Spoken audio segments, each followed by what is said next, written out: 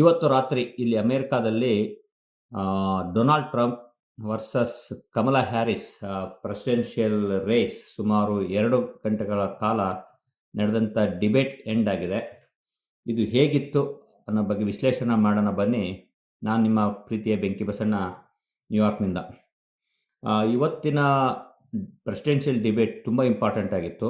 ಯಾಕಂದರೆ ಕೆಲ ತಿಂಗಳ ಹಿಂದೆ ನಡೆದಂತಹ ಪ್ರೆಸಿಡೆನ್ಷಿಯಲ್ ಡಿಬೇಟ್ನಲ್ಲಿ ಡೊನಾಲ್ಡ್ ಟ್ರಂಪ್ ತುಂಬ ಚೆನ್ನಾಗಿ ಪರ್ಫಾರ್ಮ್ ಮಾಡಿದರು. ಈಗಿರತಕ್ಕಂತಹ ಜೋ ಬೈಡನ್ ಅಷ್ಟು ಚೆನ್ನಾಗಿ ಪರ್ಫಾರ್ಮೆನ್ಸ್ ಮಾಡಲಿಲ್ಲ.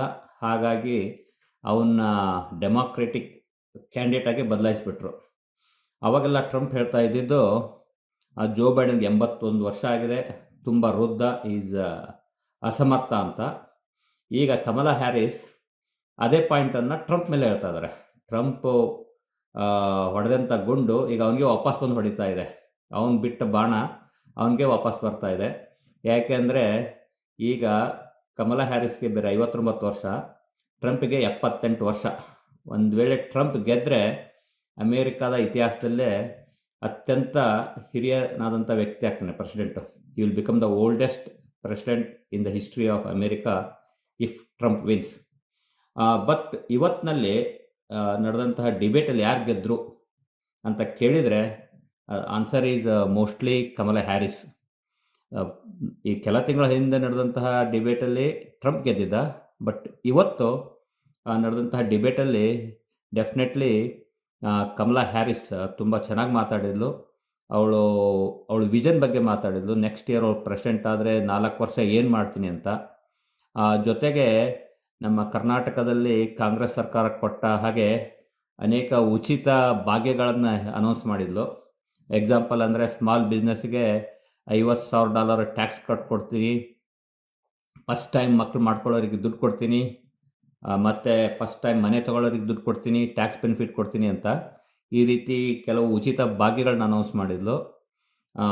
ಹೀಗಾಗಿ ಅವಳು she did A much better. But Trump ತನ್ನ ಒಂದು ಡಿಬೇಟಲ್ಲಿ ಮೋಸ್ಟ್ ಆಫ್ ದ ಟೈಮ್ ಬೇರೆ ಬೈಡನಿಗೆ ಬೈಯೋದು, ಕಮಲಾ ಹ್ಯಾರಿಸ್ಸಿಗೆ ಬೈಯೋದು, ಅವ್ರು 3.5 ವರ್ಷ ಏನೂ ಮಾಡೇ ಇಲ್ಲ ಅನ್ನೋದ್ರ ಬಗ್ಗೆ ಅವನು ಹೆಚ್ಚಿಗೆ ಫೋಕಸ್ ಮಾಡಿದ.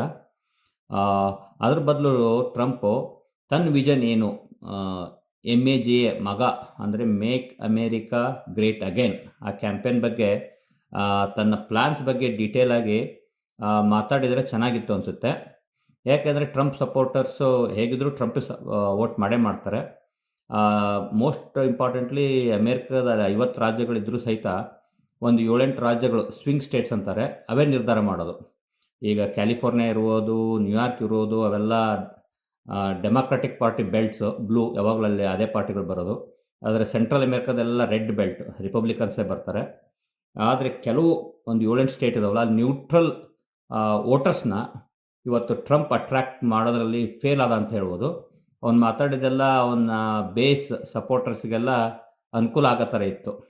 ಹಾಗಾಗಿ ಇವತ್ತು ಡೆಫಿನೆಟ್ ರಿಪಬ್ಲಿಕನ್ ಪಾರ್ಟಿಯವ್ರಿಗೆಲ್ಲ ತುಂಬ ಬೇಜಾರಾಗಿದೆ, ಟ್ರಂಪ್ ಸರಿಯಾಗಿ ಮಾಡಿಲ್ಲ ಅಂತ ಪರ್ಫಾರ್ಮೆನ್ಸ್. ಬೆಂಕಿ ಬಸಣ್ಣ ಫ್ರಮ್ ನ್ಯೂಯಾರ್ಕ್.